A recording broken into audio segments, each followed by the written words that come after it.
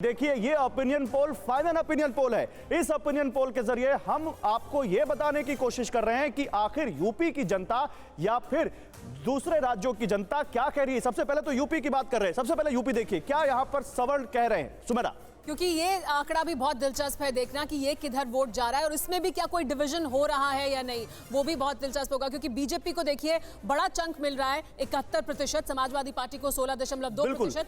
बिल्कुल। बीएसपी का बात करें तो बीएसपी को 6% सवर्ण वोट देते दिख रहे हैं। उन्होंने कहा कि हम बीएसपी को वोट देंगे, हालांकि बीएसपी ने ठीक ठाक सवर्णों को टिकट दिया है। कांग्रेस के पास और भी कम 5.5% करीब सवर्ण कह रहे हैं कि हम कांग्रेस को वोट देंगे, अन्य 1.4। लेकिन ये बिल्कुल वैसा ही जैसा मुस्लिम कह रहे हैं कि हम समाजवादी पार्टी के पास जाएंगे, सवर्ण ठीक वैसे ही कह रहे हैं कि हम जाएंगे बीजेपी की तरफ। ये बड़ा चंक बीजेपी के पास ही जा रहा है। हालांकि वही फिर कॉन्ट्रडिक्शन है कि बीएसपी और समाजवादी पार्टी भी टिकट दे रहे हैं सवर्णों को, समाजवादी पार्टी भी लुभाने की कोशिश कर रही है, लेकिन वो असर नहीं दिख रहा। इसको अगर देखें तो ये 80 वर्सेस 20 या फिर 85 बनाम 15, ये बिल्कुल वैसा ही शिफ्ट दिख रहा है। जी हाँ, अगला आंकड़ा भी देख लेते हैं। अगला आंकड़ा दलितों से जुड़ा हुआ है और ये भी बहुत दिलचस्प और बहुत जरूरी आंकड़ा है। बिल्कुल, इस पर बहुत कुछ बैंक कर रहा है और दलितों का आंकड़ा जो बता रहा है वो ये कि बीजेपी के खाते में 37.1% वोट जा रहा है और ये एक बड़ा चंक है जो बीजेपी के पास जा रहा है। समाजवादी पार्टी के पास 11.2% ही। बिल्कुल, और बीएसपी जिनको 47% दलित कह रहे हैं कि हम उनको वोट देंगे, और ये एक बहुत बड़ा साया ऑफ रिलीफ हो सकता है बीएसपी के लिए कि उनका वोटर उनके साथ इंटैक्ट है।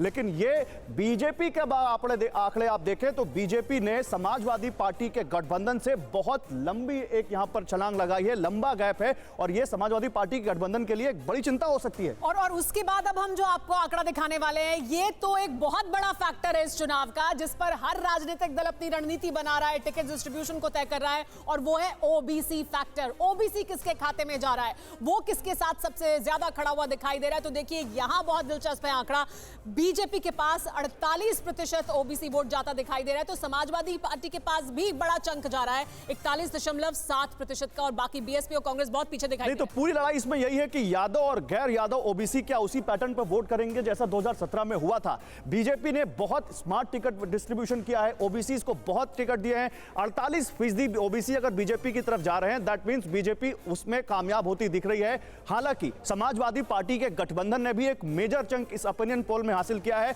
और बीएसपी, कांग्रेस और अन्य कहीं नहीं दिखते ओबीसी की लड़ाई में।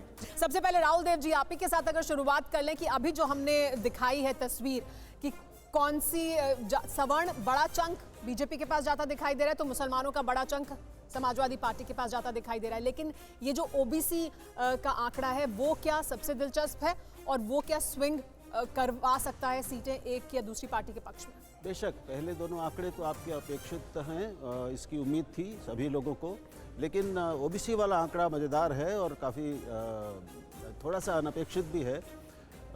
इसको अगर हम सही माने तो इसका मतलब ये होगा कि यादव वोट को छोड़कर जो गैर यादव पिछड़े वोट हैं, उनका एक बहुत बड़ा हिस्सा अब भी समाजवादी पार्टी के साथ नहीं गया है उनकी सारी कोशिशों के बावजूद, और वो बीजेपी के साथ बना हुआ है, क्योंकि बीजेपी ने पिछले 3 चुनावों से उन पर अपनी रणनीति बदलकर उनको अपने साथ लाने की कोशिशें की थी।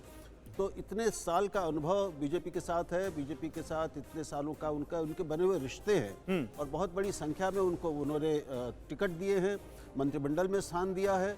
तो मैं कहूँगा कि ये गैर यादव पिछड़ी जातियाँ, उपजातियाँ सत्ता का स्वाद बीजेपी के साथ चख चुकी हैं, कुछ हासिल कर चुकी हैं, जबकि समाजवादी पार्टी ने कोशिश थोड़ी देर से शुरू की। ठीक है राहुल सर, आप रहिए। नीरजा जी हमारे साथ हैं, सीनियर जर्नलिस्ट। नीरजा जी, जो राहुल जी कह रहे हैं, क्या वाकई माने कि ओबीसी के वोटर्स की जो मास्टरी बीजेपी ने पिछले कुछ चुनावों में हासिल की है वो इस ओपिनियन पोल में भी दिखती है, और बहुत मेहनत के बावजूद तमाम पार्टियां उससे पिछड़ती दिख रही हैं, क्योंकि सबसे बड़ा चंक तो वोटर्स का ओबीसी का है, 50% के आसपास यूपी में।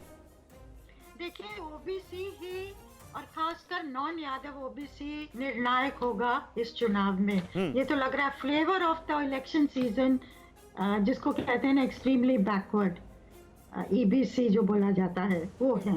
और जिस तरह से स्वामी प्रसाद मौर्य भी गए 12-14 लोगों को लेके, मिनिस्टर्स एमएलएस को लेके सपा की तरफ, उसने एक माहौल बनाया सपा के लिए। तो उसके बाद तो ये देखा जा रहा था कि कितना ओबीसी टूट के भाजपा से सपा की तरफ जाता है, और उसमें बहुत चीजें निर्भर करेंगी। तो आपके जो सर्वे है वो दिखा रहा है कि उतना उतना ओबीसी भाजपा के पास नहीं जा रहा जितना पिछले चुनावों में था।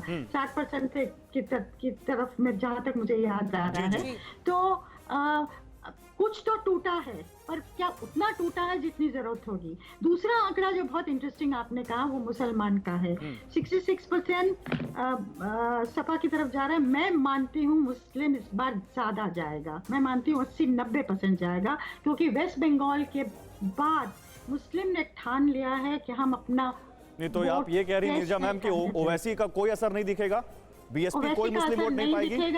मायावती का भी असर बहुत कम दिखेगा, मैं ये मानती हूँ, क्योंकि जिस तरह से लोग बात कर रहे हैं, मुसलमान अपना वोट वेस्ट नहीं करेगा इस बार। जहाँ तक अपर कास्ट का सवाल है, ब्राह्मण की नाराजगी है, लेकिन आपका जो बता रहा है नाराजगी के बावजूद अपर कास्ट भाजपा के साथ रहेगा। वो हो भी सकता है, क्योंकि आपको याद है 2017 के इलेक्शन में जबकि डिमोनेटाइजेशन नोटबंदी हुई थी, बनिया बहुत नाराज थे, इतने नाराज थे, लेकिन रो पीट के उन्होंने वापस भाजपा को वोट दिया। भले ही नाराजगी आपके मुताबिक, लेकिन उसके बावजूद वो भाजपा के पास, बीजेपी के पास संभव है कि पूरी तरह से जाए, या लेकिन उसमें भी बहुत दिलचस्प होगा कि पूरा जाएगा या उसमें से कुछ नुकसान होगा। अगर वो कुछ नुकसान भी होता है तो वो किसका फायदा होगा। परवाह देश की, सोमवार से शुक्रवार रात 10 बजे TV9 भारतवर्ष पर।